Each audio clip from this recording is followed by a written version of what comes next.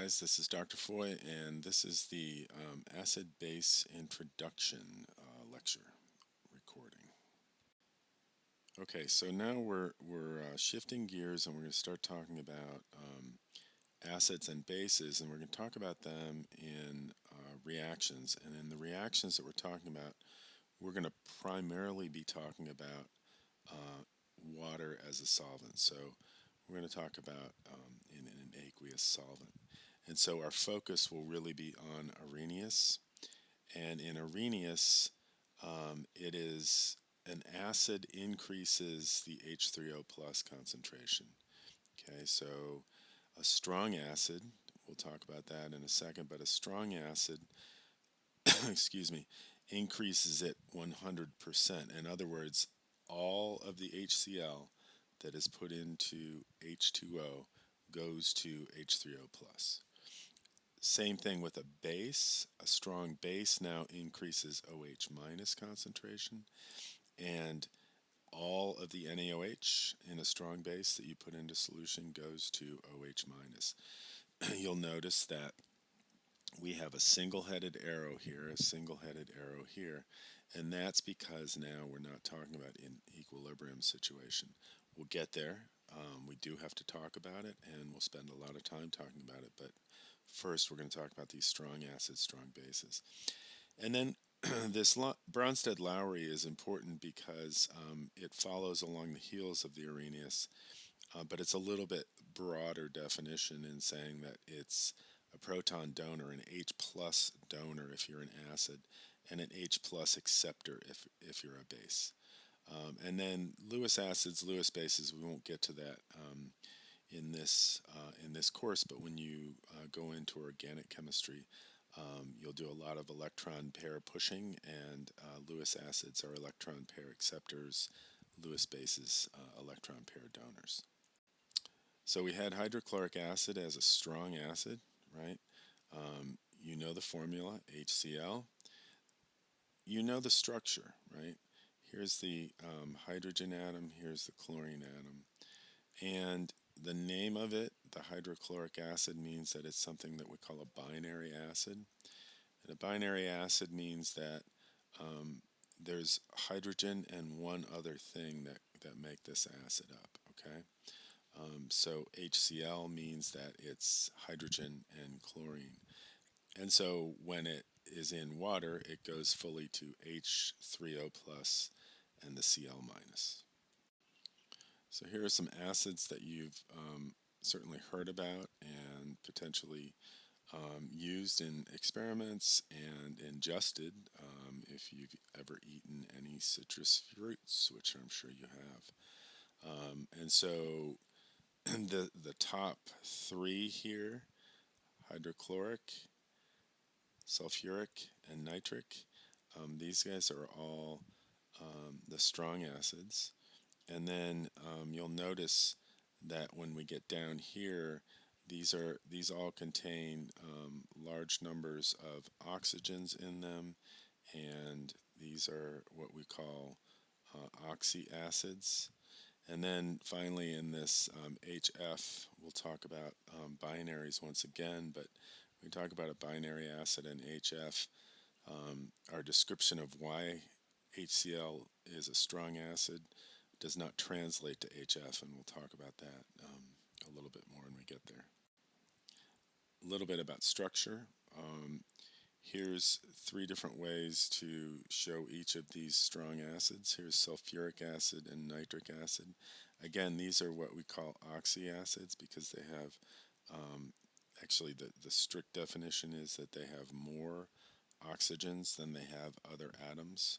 So you've got 4 in sulfuric and only 3 other atoms. You've got 3 in nitric and only 2 other atoms. So the labile hydrogen, what we would call this, right? This one's going to come off, this one's going to come off. And so this is what we would also refer to as something called a diprotic acid. This one is a monoprotic. In other words, 1 hydrogen in nitric and 2 hydrogens in sulfuric.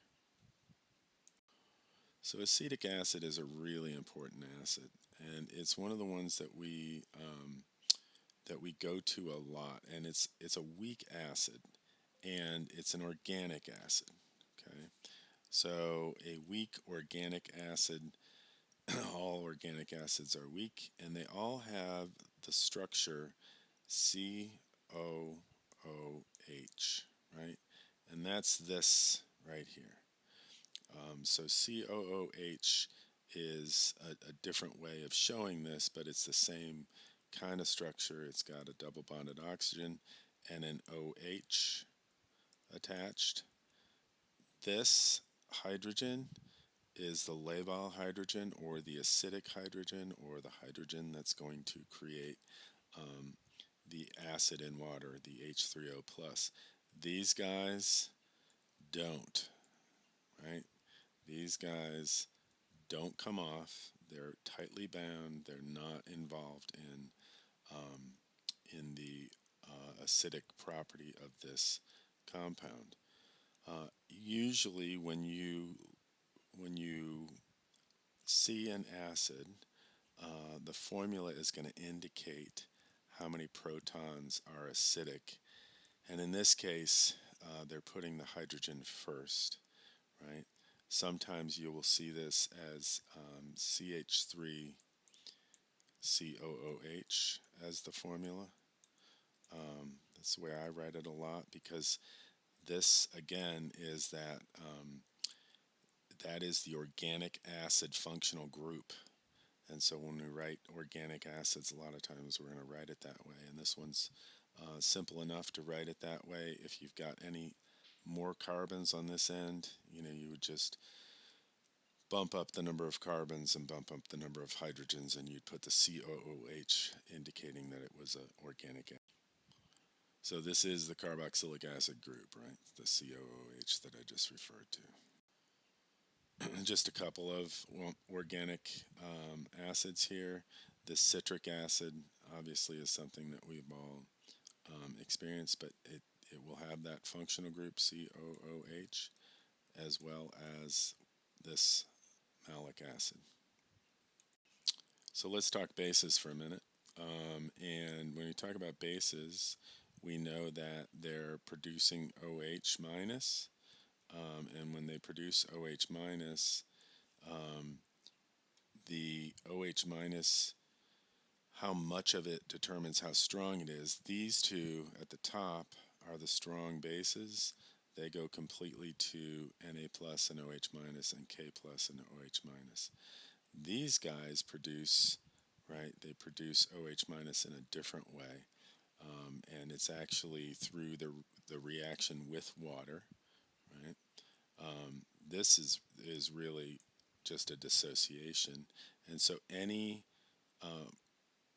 with a hydroxyl group that is soluble essentially will completely go to OH minus.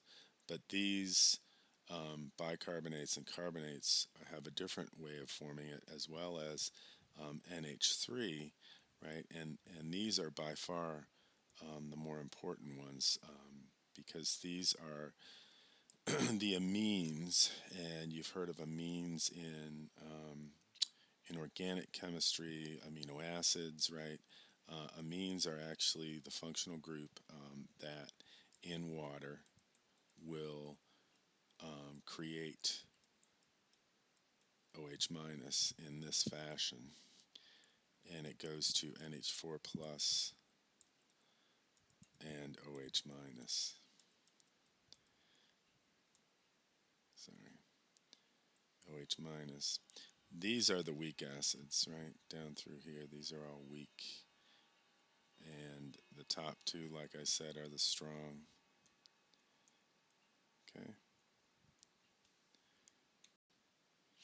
So here's what it looks like in water.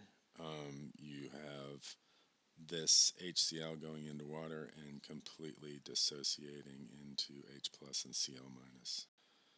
Another way to look at it is this structure of H3O plus. A lot of times we're going to show it that way. H3O plus, H plus, it all signifies an acid. Okay, What it actually looks like is debatable. This H3O plus is probably more appropriate way to look at it, but we can't even be completely confident that it's all in the form of H3O plus. Here's the other direction with the NaOH, going completely to Na plus and OH minus, again a strong base. So I already showed you this NH3 and NH4 plus in a reaction. These two are what we call conjugates, okay? And when you put NH3 into water, what happens is it pulls a proton off of water and you get NH4 plus and you get OH minus. So when you remove a proton from water in this equation, right, that makes water an acid, proton donor, and OH minus the conjugate base. NH3 is the base, NH4 plus is the conjugate acid. Okay, so we'll have to keep that in mind as we move forward because it's really important to be able to identify the conjugates of the base and the acid in any acid-base equation. Okay, here's the same thing that I just showed you on the last page. Not quite as nice as my drawings, but here's the conjugate acid, NH4 plus. Here's the conjugate base of the acid H2O, OH minus. We can do the same thing from the acid direction, right? So here's our strong acid, sulfuric acid, H2SO4. Here's the conjugate base after removal of one proton. This H2O has accepted one proton and gone from a base to a conjugate acid of H3O plus. In a diprotic system, the second one would come off consecutively. They're also reversible, right? And so we now are looking at this diprotic, which was shown as an acid before, right? But its conjugate base, and again, this is something to keep in mind because we're going to have to work with these. Its conjugate base can actually react with water, right? It can go back to that acid form and we get an OH minus of the conjugate base, and we'll talk a lot more about that throughout the chapter. I mentioned this before, this single arrow means it goes completely, right? It completely ionizes. So we reserve that for strong acids and strong bases. Here's a list of the strong acids, right? We talked about the hydrochloric as one of the binaries, hydrobromic, hydroiodic, and then over here we've got the oxyacids that are strong acids, nitric, perchloric, and sulfuric. So strong acid again means that when it goes into water, it completely ionizes. Now water is both an acid and a base. You saw that before, right? You saw it accepting a proton and donating a proton. So it has both of those properties. It also has those properties as water itself. Okay, so a certain amount of water actually goes to H3O plus and OH minus. All right, this is called the autodissociation of water, and it's something that we work with a lot. It has a kW, and that kW is 1 times 10 to the minus 14. So again, with your knowledge of Ks and equilibria, you know that this means it doesn't go very far, right? On its own, it does not go very far. Okay, so we'll work this out in class, but one of the things that I want you to recognize is when you have a pH that is less than 7, you have something that is acidic, right? That pH translates into the H3O plus concentration, right? Because pH is equal to the negative log of the H plus concentration or H3O plus concentration. We'll shortly start just referring to this as H plus, but for now we'll say H3O plus, right? And so if you take the if you reverse the function, right, to find out what the concentration of H3O plus is, it's 10 to the minus 3.15, right? And then we can use this equation above, where I've just solved for the equilibrium expression for the auto dissociation of water. And if we plug in this in the H3O plus concentration, we can get the OH minus concentration, right? So we can easily get this and this. We take the negative log of this, right? And we're going to get something that is somewhere in the neighborhood of a pH of 9, and therefore this is going to be basic, right? We know that this is basic because this is a pH above 7, right? And again, we could go back and find the OH minus, or I'm sorry, the H3O plus concentration. We could fill this one in. We could fill in the OH minus using the auto dissociation. Now, to find the pH in this case, there are two ways we can do it, but we'll stick to this idea of saying, okay, let's plug this into the auto dissociation, and we do that, we're going to get something somewhere around 10 to the minus 3-ish. Therefore, we know that this is going to be acidic. Once we get this, we could find this by just taking the negative log. We'll do a lot of this again in class and on worksheets. So here's that table filled out, right? We did say this one's acidic. We did say this one's basic. We did say that this one would be basic, I think. Let me go back. Oh, we can go back in a second. And then we said that this last one would be acidic again because of that low concentration of, excuse me, that low concentration of OH minus would make the acidic concentration of H3O plus. So we'll talk about this other one in the next, or in class, because this was actually translated into a POH, which wasn't part of that previous slide. Same general principle here, right? We can do this in class.